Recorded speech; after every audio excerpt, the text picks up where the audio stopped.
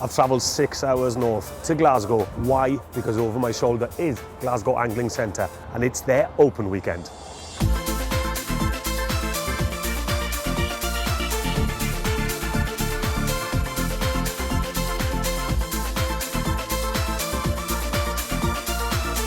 During the weekend, you meet up with some colourful characters, and to be honest with you, they don't come any bigger and more colourful than this gentleman. It's my great mate, Ian Gordon. How you doing, pal? Hiya, mate. It's a pleasure to see you. And yourself again, mate. I know we've got 3 rods, and they're a little bit different. Come on, take me through them. Well, Hywel, the concept was something that we put together actually about maybe 2 years ago, and all through the development, I'm thinking I'm really excited about this product. It's something slightly different, slightly quirky, and what we did, because recognising different casting styles and the changing aspects of the lines in particular when people are fishing for salmon, I thought to myself, it's never nothing the same. So what I decided on was we would have a faster action rod, right, which we're doing like the Scandinavian line. Yeah. Faster action rod, which are really popular at the moment, but not losing sight of the fact that people like the traditional style fishing as well, you know.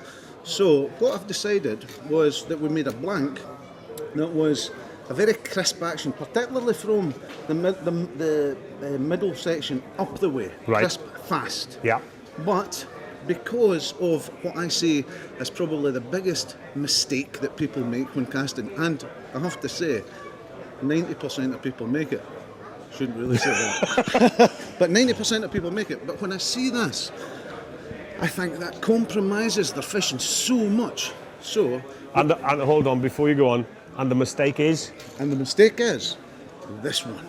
They push with their upper hand from this joint forward. Got ya. Okay. They push with the upper hand. So what that does is it overflexes the middle and the top of the rod. Right. Yep.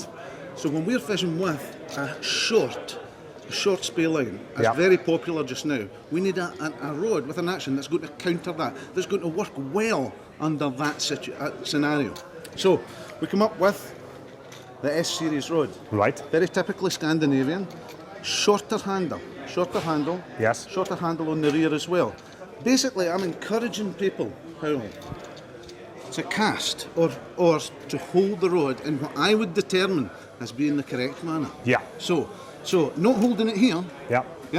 but holding it right down here so you can get maximum leverage with what we call a short stroke technique. And you've got a short top handle as well. Top handle, because that's then get to take the 2 hands very close together, which get for this short stroke that we make with the short-headed lines. Right. Short-headed lines, shorter stroke. But, and here's the but, with the action of these rods, what we've got, because it's so difficult to train this short stroke into people that have been pushing this for a long time, so we compromise slightly with the action of the rod. So we've got a really good strong tip section and a bit of forgiving movement in the bottom. And that leads to perfect presentation with a short line with this, what I would say, a normal casting technique. Got ya. Yep. So that's the S series rod. S series. S series rod. And we've got, again, with the S series rod, we've got like 11 rings on that rod. Starting, you'll see the difference between the S and where we've got here the T series, which we'll talk about in a second. But when we put them both together like so, you'll see that when we measure them up, that on the S series, one's a 12-foot rod, one's a 12-foot 6. Right. 12-foot 6 is the grey rod. When we measure them up, you can see the difference in the handle length. Yeah. Both top and bottom, slightly longer than the bottom, and slightly longer than the top handle with the T series. We've also got this recognition, a line marking. Okay. So we've got head lengths, line weights that goes with this particular rod, and with pretty much all the rods across the range. So you're basically making it simpler for everybody out there. Absolutely simple. You know, it is, because it does get complicated. People in the UK, they hear Scandi, the Scandinavian thing, where you take shooting heads and you cut it up and all that, and it is quite scary for people from the UK. We're traditionalists. We use it used to be a double tapered line. Now we're using spay lines, but you actually seem to sort of you're leading them by the hand and helping them a bit. Helping them, not only them, Hywel, but helping the guys in the shops as well. Yeah. If the guys that are in the shops are not predominantly salmon guys, this system will really help them as well. So it'll help the guy in the shop get exactly the right product, basically. Right, so What's the difference then between the S and the T series? Well, we've got the action for sure. Yeah. With the T series, it's more forgiving in the tip section and the neck section, slightly stiffer in the butt section. It's for a slightly longer stroke. So are we looking T for traditional? T for traditional, S for Scandinavian, Right. Scandi style. Yeah. Yeah, Scandi style. And basically the difference between the action of the two roads is that the T series is a little more forgiving in the tip section and a slightly faster in the butt section. Got ya. It's for handling lines that are like 55 foot in the head, longer Yeah. lines rather than the short Scandi style. So your normal spay So your casting. normal spay Yeah. lines. Okay. Yes? So that's what you're looking for with this particular, the T series roads. And you can see again that the ring spacings are different. In the case of the traditional roads, sometimes people are still fishing with double taper lines, which is interesting, you know. With double taper lines, you've got more weight of line inside the road, so we had more of a sagging issue. Yeah. Yep.